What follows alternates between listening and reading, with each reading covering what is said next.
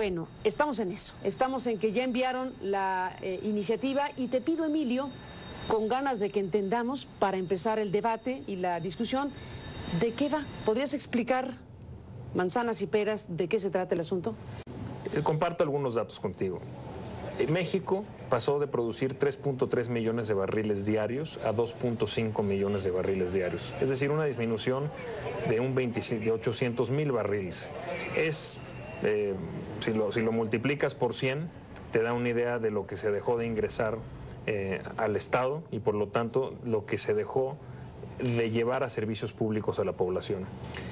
No solo eso, en el caso del gas, hoy algo que muy poca gente sabe es que nuestro país, a pesar de tener unas reservas de gas abundantes, las sectas más grandes del mundo del famoso gas de lutitas o shale gas, importamos 33% del gas que se consume en este país. Además, estamos importándolo a precios, me permito decir, absurdos, porque el Estado no planeó la infraestructura para importar gas de Estados Unidos. Entonces, hoy en día estamos importando gas a precios, si me permites hacer la aclaración, de 16 o 15, 16 dólares la unidad, cuando de Estados Unidos los podríamos estar importando a 3.5 dólares. ¿Cómo ocurre una cosa así? Bueno, los precios del crudo, del petróleo, son internacionales porque es una materia prima que es muy fácil de transportar. Los precios de diferencia entre el Mar del Norte, el de Arabia Saudita o el de México son marginales, un par de dólares, entre 100 y 106 dólares. El precio del gas es muy diferenciado porque es por zonas geográficas, porque es muy difícil transportarlo. Este es un elemento importantísimo en el potencial energético de Norteamérica y en particular de México. ¿Cuánto hace referencia este 3.5 dólares el BTU, la unidad de gas, en Norteamérica? Eso es lo que nos costaría importarlo a Estados Unidos. Pero, como lo estamos importando de Asia, y ahí el precio del gas es de 16, pues tenemos que pagar 16 dólares. ¿Y no lo hacemos en Estados Unidos porque no tenemos infraestructura para traerlo de ahí? Es correcto.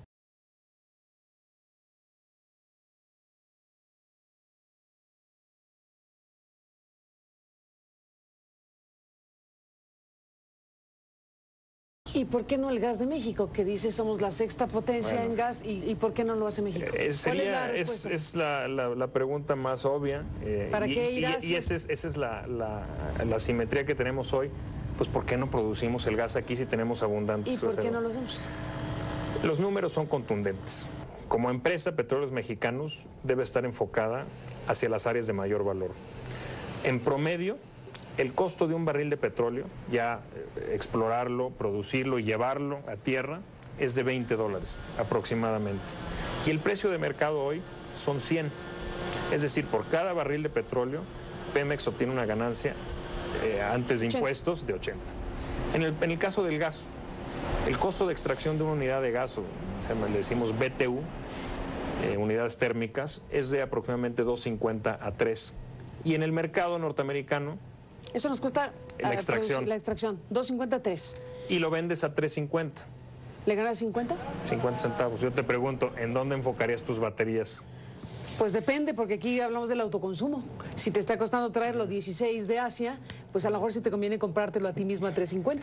Es lo que estamos proponiendo. El tema es que por cada 100 dólares de inversión que tiene Petróleos Mexicanos, de capacidad de inversión, pues ¿en dónde los vas a enfocar si te vas a ganar 80 dólares por barril? O sea, si lo enfocáramos únicamente a gas, suponiendo eso... ¿Y no puede hacer las dos cosas? No nos alcanza. ¿No te alcanza para producir en 20 dólares el barril de petróleo y venderlo en 100 y ganarte 80? ¿Y no te alcanza para producir en México a 3.50 el shale y no pagárselo a 16? No nos alcanza para todo.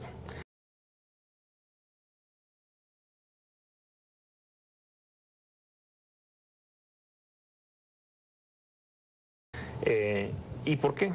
Porque como cualquier empresa tienes presupuestos limitados. La única forma que hay algunos que dicen que le alcanza para todo a Pemex sería endeudar a los mexicanos, a las familias mexicanas. Porque estos precios pueden variar también, Carmen. ¿Recuerdas las historias de los 80s, cuando el país se endeudó? Bueno, pueden variar para todos. ¿correcto? Es correcto, pero por eso es lo importante de compartir riesgos. Pero a ver, imaginemos el caso que van a buscar van a aguas profundas, a una zona delimitada, etcétera. Descríbenos la escena. Pemex llegan las empresas, licitan para participar y Pemex. Los ingenieros geólogos de Pemex pueden determinar que ahí no haya petróleo y que no queremos arriesgar nuestro capital ahí. Y por lo tanto no vas a participar en esa licitación. Esa es una opción. Otra opción Pero es... México sería, perdón, Petróleos Mexicanos sería partícipe de licitaciones como actor. ¿Puede perder Pemex una licitación? Sí.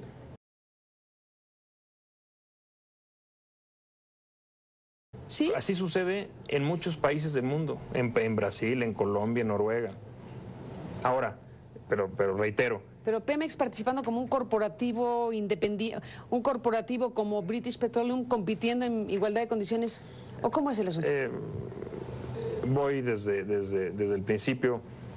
Hay la posibilidad de que el Estado, porque en ese área, suponiendo que hay muchísimo petróleo, lo sabemos, directamente el Estado se lo asigna a Petróleos Mexicanos. Y no lo licita. Y no lo licita. En su atribución dice, eso me lo quedo yo. Segunda opción, se da una licitación y si vemos que las pujas van a ser muy altas por otros participantes del mercado, llámele Saudi Aramco, Ecopetrol, Statoil, British Petroleum, deciden participar y hacen pujas muy altas, pues el capital que Pemex pudiese invertir ahí decidir, mejor no voy ahí y voy a otro yacimiento donde sé que tengo mayores probabilidades.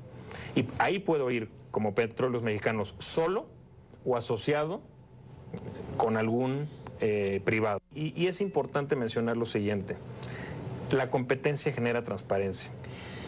La competencia va a generar un entorno en el que todos sepamos cuánto están pagando por los servicios todas las empresas que están participando en el mercado. Pero aquí en la parte anterior me llama mucho la atención porque querría decir que está la posibilidad dada, si la reforma se aprueba, de que Pemex participe y pierda una licitación. Es correcto. ¿Por qué no deuda? ¿Por qué no endeudar a México para crecer desde el Estado mismo con todo lo que acabas de decir? Porque ya hemos pasado por ese camino y nos ha ido mal, Carmen. Y yo no creo que las familias mexicanas quieran endeudar a las futuras generaciones. Todo depende, cómo manejes la deuda y lo que resulte de ella. La deuda de Pemex ya es cuantiosa. El crecimiento de Pemex se ha financiado primordialmente a través de deuda y yo creo que la experiencia mexicana de las últimas décadas es muy clara. La deuda manejada prudentemente como está hoy, en límites internacionalmente aceptables, es buena, pero endeudarnos más allá de lo que podemos pagar no es bueno.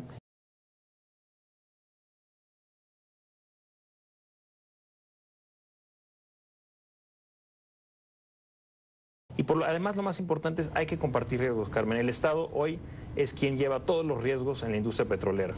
Dime una última cosa, Emilio, que todo es un debate, desde luego, en materia fiscal.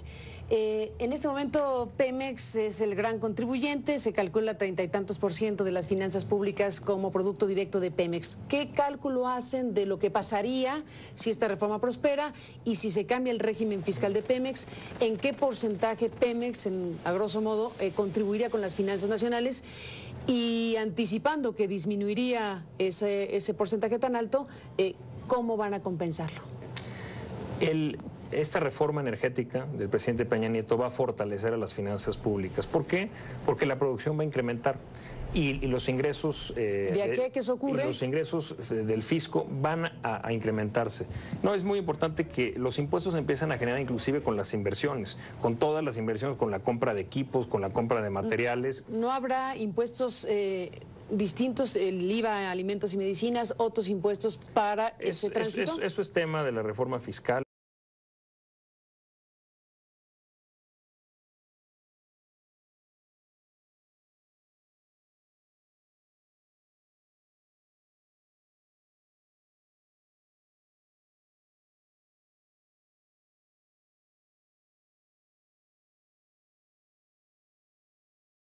Y no hay que adelantar los tiempos. ¿Asociado a? Lo importante es que el nuevo régimen fiscal de Pemex, que sin duda requiere un nuevo régimen fiscal, le dejará más oxígeno a Petróleos Mexicanos para llevar a cabo más proyectos.